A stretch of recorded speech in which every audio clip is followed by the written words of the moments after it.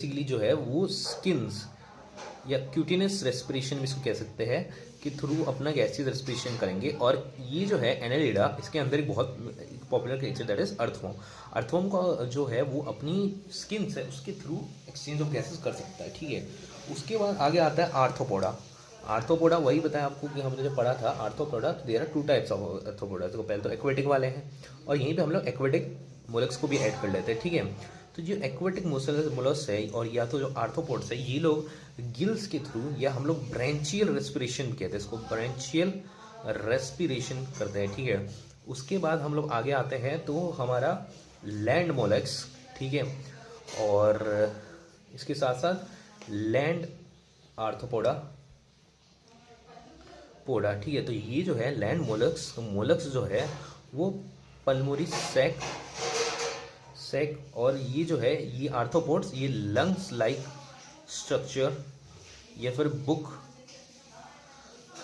Gills कह सकते हो, बुक गिल्स के थ्रू रिस्पायर करते हैं, ठीक है।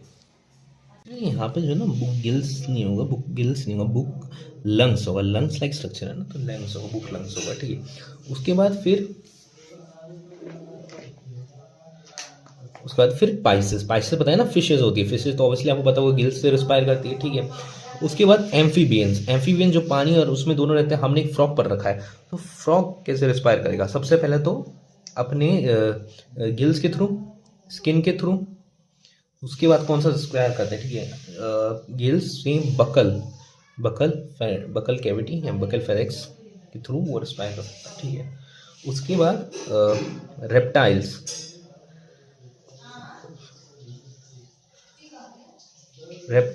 एप्स और मैमल्स, ये जितने भी है ये सारे लंग्स के थ्रू रिस्पायर करते हैं, ठीक है। तो बेसिकली एक बार हम देख लेते हैं वापस से। प्रोनिफेरा क्रोनेटा प्लैटिहेलमिंथस सिंपल डिफ्यूजन, ठीक है। उसके बाद एनालिडा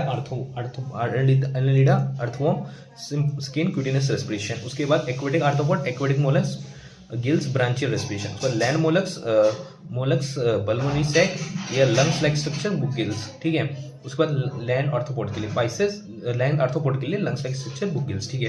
वह पाइसेस गिल्स और amphibians gill skin buccal pharynx cavity.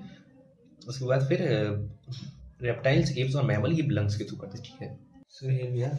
Basically जो लंग्स है वो कहाँ लोकेटेड है? वो थ्योरिक कैविटी में लोकेटेड। अब तो थ्योरिक कैविटी है बेसिकली, ये आपका एमेडोमेन हो गया, ठीक है। और ये आपका डायफ्राम हो गया, तो ये डायफ्राम हो गया और ये हो गया आपका थ्योरिक कैविटी।